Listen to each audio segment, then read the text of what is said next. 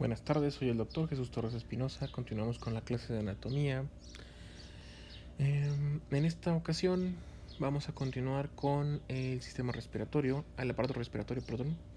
En clases previas ya revisamos el contenido del tórax, incluyendo pues cuando vimos el aparato, el sistema circulatorio, pues el contenido del mediastino, que incluía el corazón y los grandes vasos.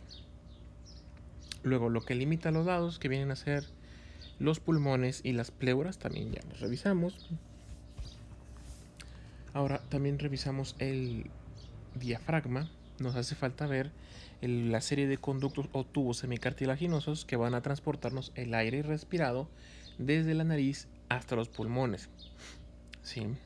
Este sistema va a iniciar con la tráquea.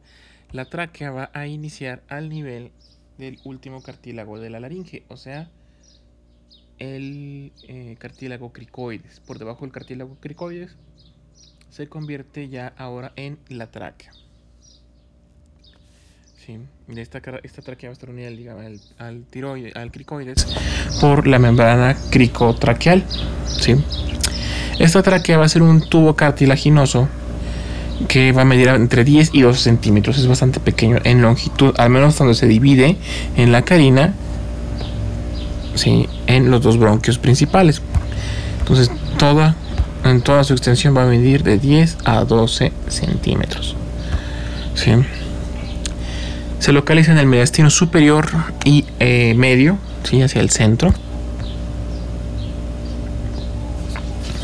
El cosa inicia en el cuello, como dije anteriormente, por debajo del cartílago cricoides. Esto, si lo correlacionamos con la columna vertebral, va a iniciar a nivel de la vértebra C6 y va a terminar en el tórax, en la bifurcación. La bifurcación nosotros la llamamos carina, con C. Sí, en la bifurcación de la tráquea a nivel de la vértebra torácica número 4. Entonces va de C6 a T4. Esto es importante, hay que recordarlo para sus exámenes.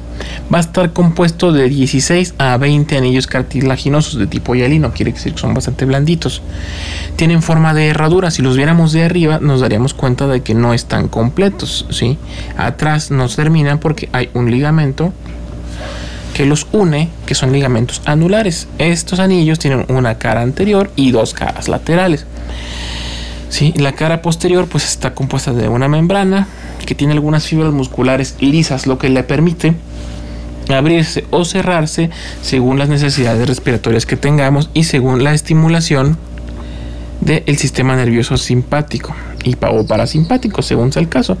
Estos sistemas nerviosos se los explicaremos cuando veamos el sistema nervioso propiamente dicho. Luego, a nivel de la carina, en donde está la división, pues ya se convierte ahora en los otros dos tubos, que son los bronquios izquierdo y derecho, y tienen una estructura muy parecida.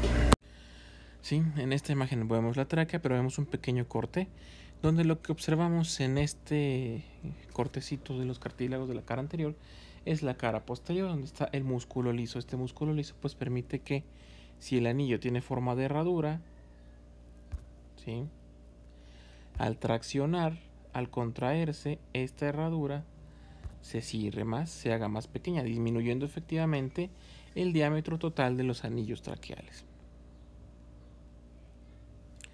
¿Sí? Aquí vemos cómo está esa parte posterior.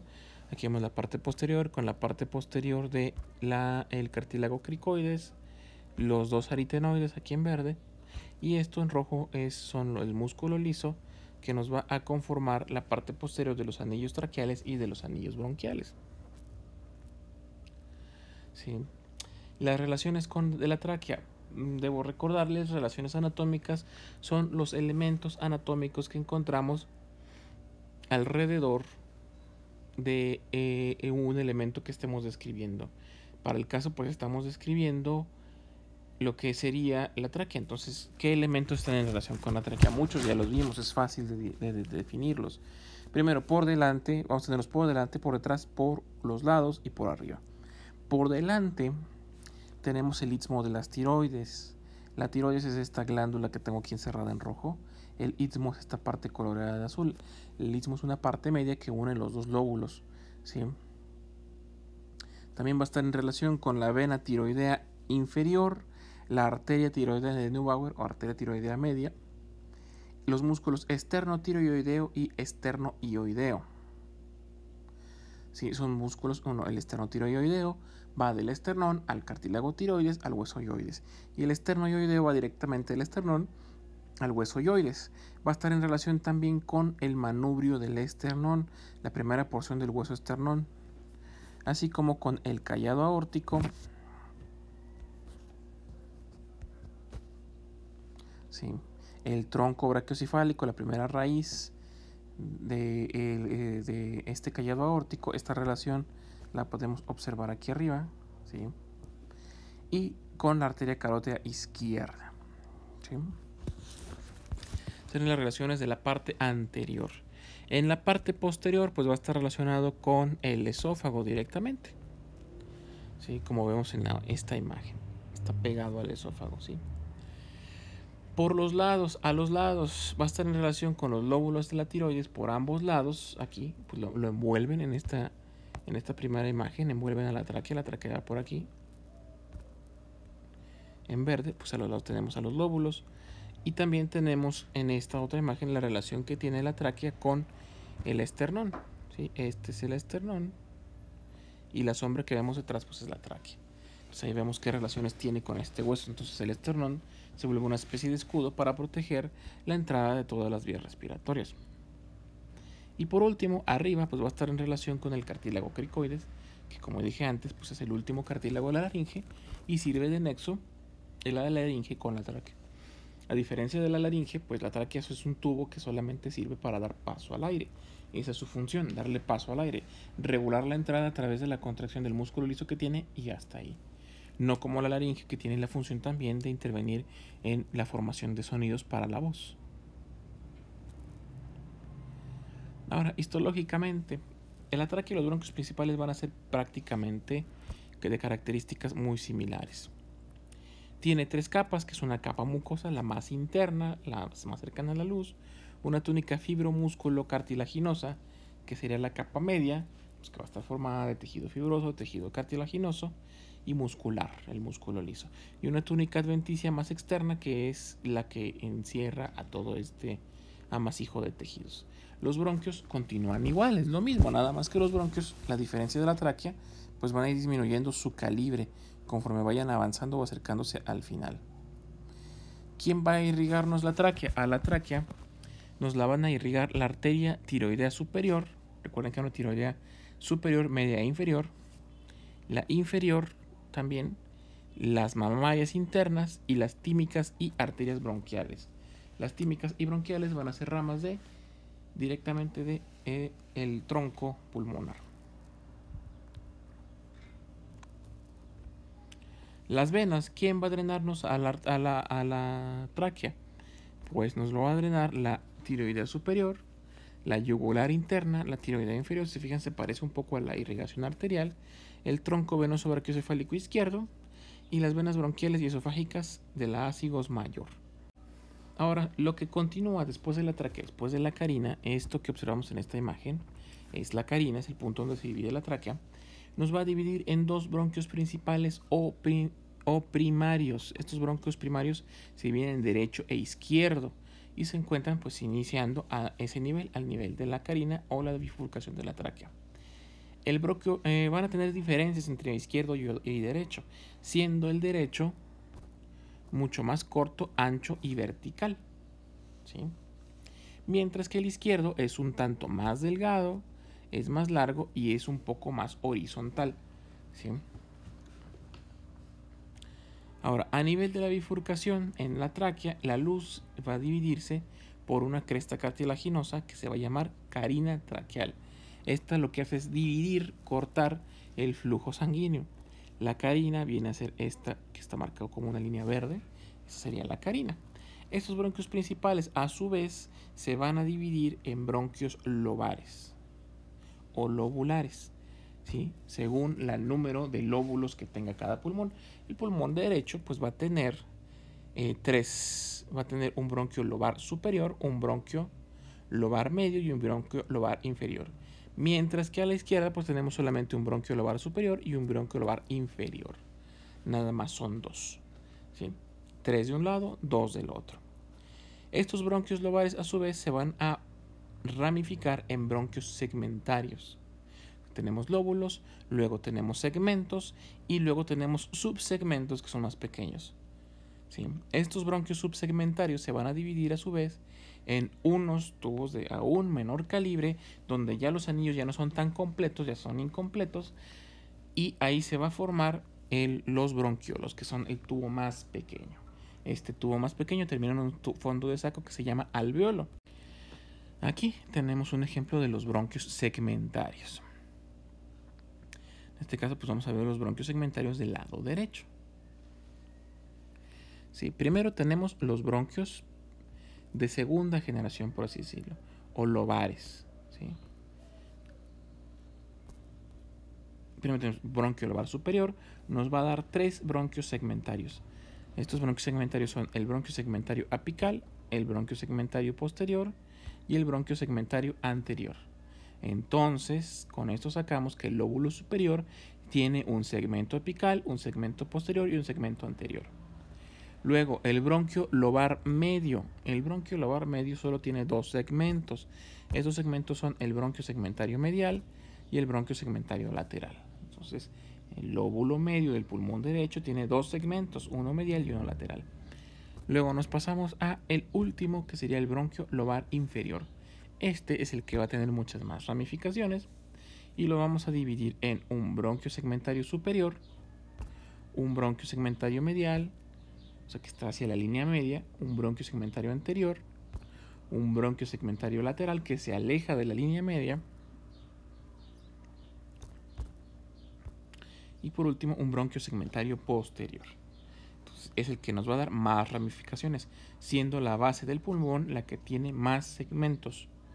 Luego tenemos los bronquios segmentarios del lado izquierdo. El lado izquierdo, recuerden que solamente se divide en 2, superior e inferior. Entonces tenemos el bronquio lobular o lobar superior, va a tener un bronquio segmentario antero-posterior.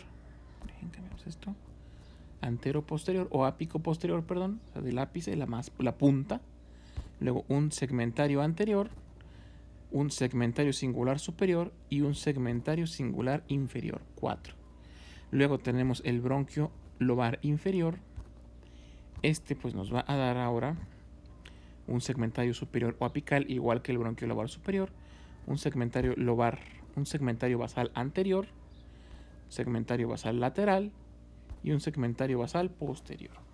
¿Sí? Sí, tenemos un esquema de todas las ramas según las diferentes generaciones. Es más fácil que recuerden el listado que les acabo de dar para que no se hagan tanto, reburujen tanto. Ahora, dentro de las ramas más pequeñas de lo que sería la tercera o más bien la cuarta generación, serían los bronquiolos. Los bronquiolos tienen un territorio muy pequeño que se llama lobulillo pulmonar.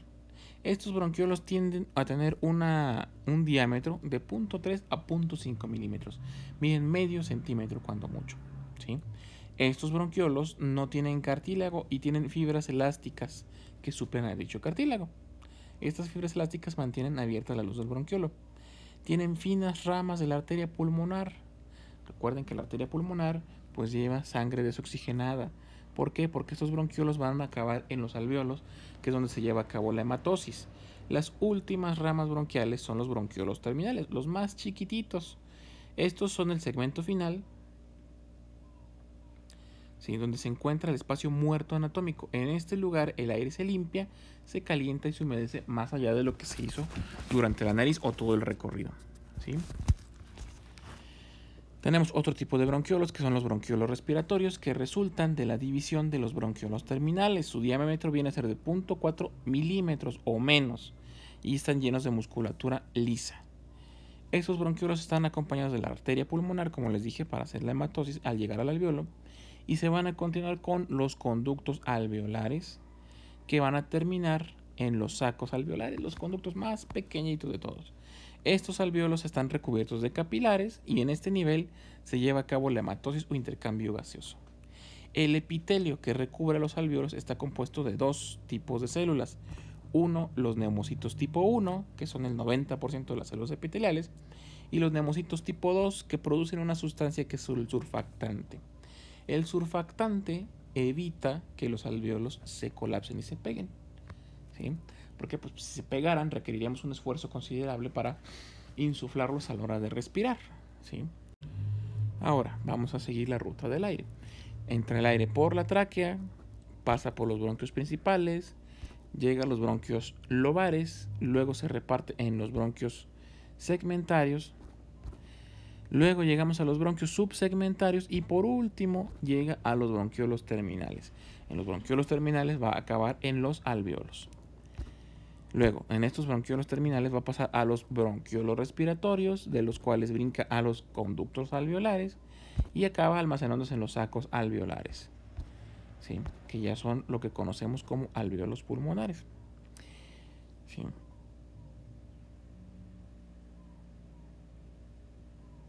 Ahora, la unidad morfológica del pulmón van a ser los lobulillos pulmonares, que es un conjunto de acinos, ¿sí? Sí, aquí vemos un bronquio, cómo se va dividiendo, se va dividiendo, hasta que llega a los acinos. Esto es un acino.